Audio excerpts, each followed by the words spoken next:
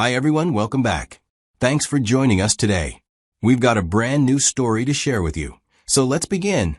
My name's Everett, and if I'm being brutally honest, trying to be the man for a woman with 3 kids has been the biggest regret of my life. And what did I get in return? She cheated on me with the kids' deadbeat biological father. Then she packed up and left. And the craziest part? Even after all of that, she still expected me to stay in the kids' lives. I'm not here to point fingers or blame anyone but myself. Every decision I made was mine, and I own that. But if you stick around, I'll walk you through exactly how it all began from the beginning, and how things spiraled into something I never expected. It was about 5 years ago. Back then, I was working full-time as a mechanic in an auto shop. Then one day, I met Angelina.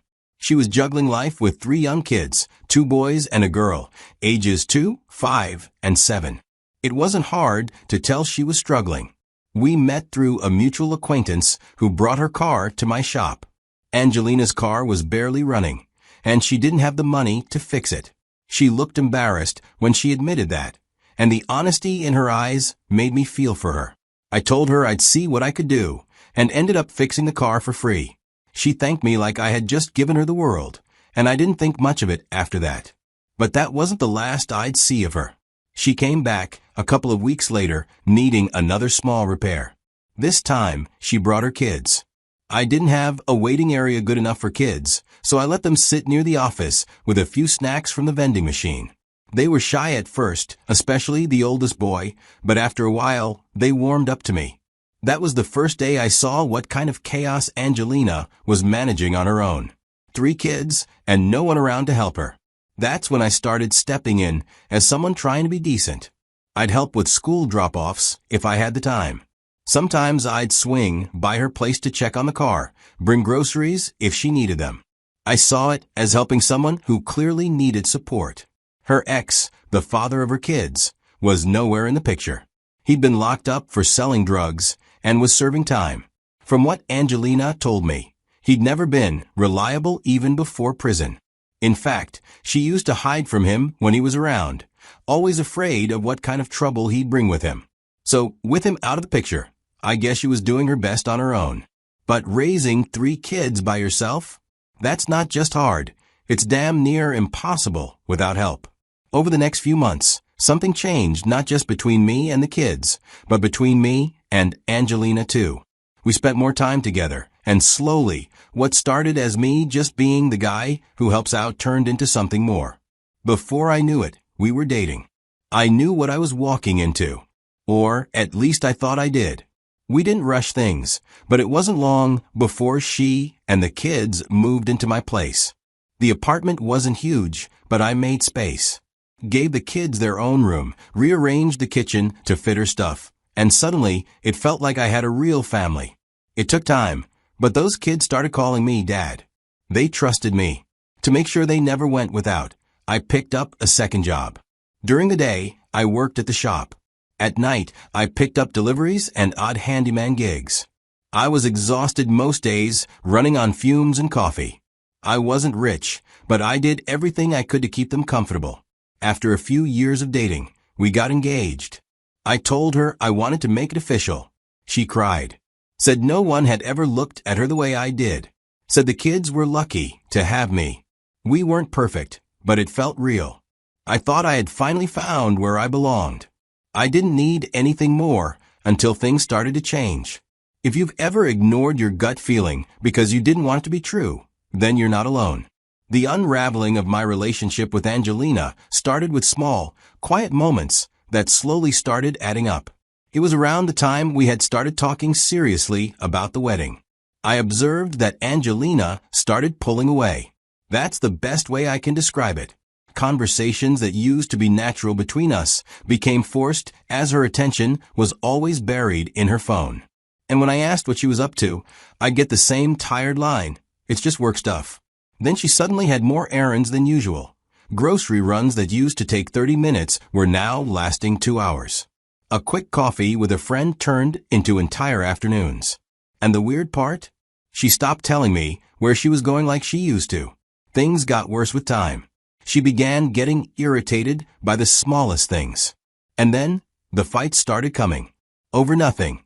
I'd say the wrong thing, or maybe just the right thing at the wrong time, and boom, we're in another argument. That loving, warm energy that drew me to her in the first place was gone. And the kids felt it too, even if they didn't know how to explain it. I didn't know what to do. I spent weeks trying to figure it out. Was I doing something wrong? Was this just a rough patch? I'd replay our conversations in my head, trying to find where things went south. But every time I thought I was getting close to an answer, she'd shut me down again. I was confused, exhausted, and emotionally worn out. Then one afternoon, I was home from work early and was helping her youngest with a snack when he said something that got me thinking. He said, "Mommy's friend came over today. She said, he's our real dad. But she told us not to tell you." I paused. My brain couldn't process the words right away. "What did you say?" I asked, trying to stay calm. He repeated it, then went back to playing. I just stood there, trying to connect the dots.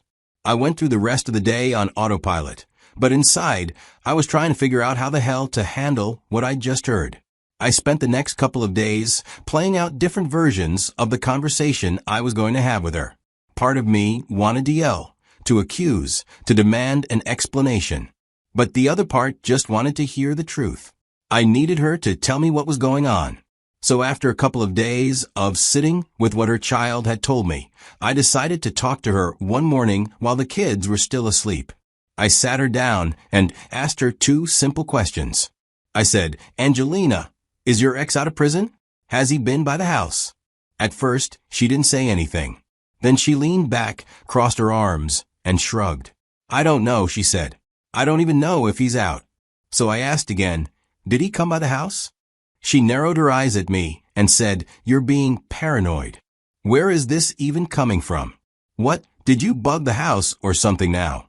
I was asking her about something serious, and instead of giving me answers, she flipped the script and tried to make me the bad guy. "You don't trust me," she said. "You're always trying to control everything. Why do you need to know every little detail? You act like I'm a child who needs permission to breathe." She turned everything into some narrative about me being obsessive, about me being the problem. I kept my cool, though. I just looked at her and said, "All I'm asking for is the truth. If he's around, I deserve to know." She didn't respond, just stood up, walked away to the bedroom. I thought that would be the end of it. But instead, she gave me the cold shoulder for days like I'd done something unforgivable by even asking. She started acting like I was the one who broke trust. But even with all that, I didn't snap. I was still hoping, somewhere in the back of my mind, that she'd come around. That she'd say, "Okay, let's talk. Here's what's going on." But that moment never came. One night, after another dumb fight. I think it started because I asked her if she could at least text me when she decided to leave the house. That was it. But she blew up, said I was controlling, said I didn't trust her, and that I was always watching her. Before I could even get a word in, she grabbed her keys and stormed out of the house. She didn't come back that night. I waited and tried to stay calm. The next morning, she finally walked in. I asked her as calmly as I could, "Where were you?" She looked at me, paused for a second like she was deciding how honest to be, then said, "I reconnected with the kid's real dad. We've been talking for a while." I said, "What do you mean? How long has this been happening?" She just shrugged. "It doesn't matter." I couldn't believe it. After everything. She didn't stop there. She looked me right in the eyes and said, "The kids need their real dad. You're great, Everett, but it's different with him." I was speechless. Later that same day, she started packing her things and the kid stuff, and they left. I didn't say anything. I felt used, tossed aside like a fool. After they left, I entered one of the darkest times of my life. I grieved, but something inside me knew I couldn't keep living like that. So I made a decision. I was going to take my life back. I stopped overworking. I gave myself time to rest, to eat real food, to breathe. Then I found a therapist. Therapy helped me more than I can explain. It gave me space to talk, to process, to stop blaming myself for things that weren't my fault. I started realizing that I'd poured so much into other people, I had nothing left for myself. That needed to change. And slowly, I started feeling like a person again. Then one day I got a call. It was Angelina. She didn't even say hello properly. Just jumped straight in. Hey, just checking in. I was wondering why you haven't asked about the kids. I asked her why should I? They're with their father. And you know what she said? You're their father, too. I still want you in their lives. I took a deep breath and told her as calmly as I could, you made your choice. Don't call me again. Then I hung up. Blocked her number. A few months had gone by since Angelina packed her things, took the kids, and walked out of my life. Then one afternoon, I ran into a mutual friend, and we started catching up. Just casual stuff at first. Then the topic drifted to Angelina. The friend asked if I had heard what's going on with her. I shook my head. I hadn't, and I hadn't tried to. He sighed. It's bad. Her ex was back to his old ways. Drinking heavily, cheating, and when she tries to call him out on it, he hits her. I didn't say anything. The friend continued that the guy's never around. When he is, he's either drunk or shouting. And the kids are suffering. I just stood there, listening. I didn't ask for any of this. I didn't want to know it. But I felt bad not for her, but for the kids. They didn't ask for any of this chaos. They didn't get a say when I came into their lives. But even with that, I told myself that this wasn't my business anymore. It wasn't even a full month after that conversation on a Saturday morning, I had a knock on the door. I opened it, and there she was. Angelina. She didn't even say hi. The first thing that came out of her mouth was, I'm sorry. I made a mistake. I didn't say anything. She continued, her eyes already filled with tears. He's gone. He left again. I don't even know where he is. I can't do this. The kids, they ask for you every day. They miss you. I miss you. She took a step closer. Please. Just be in their lives again. You were their dad. You still are. I could hear the desperation in her voice. I looked her right in the eye and said, no, she froze. I won't let you use me again, I said. You made your choice. You tossed me away like I was just a placeholder. I'm not your plan B. I'm not a backup dad. She tried to speak, but I didn't let her. I stepped back and closed the door in her face. She knocked again. Then again. Then I heard her crying outside my door. But I didn't open it. Eventually, the knocking stopped. After that day, she called. She texted. Left voicemails. Long paragraphs begging me to forgive her. But I never responded. I blocked her everywhere. The biggest lesson I learned was never to let yourself be used in the name of love. Real love doesn't discard you when it's convenient. I know some of you watching might have your own opinions about how I handled everything. And you know what? That's okay. I get it. We all see life from different angles, and we all react to pain in our own ways. I'm not here to argue or defend every move I made. I'm just here to tell you how I lived through it. I don't blame Angelina. I don't even blame the kid's dad.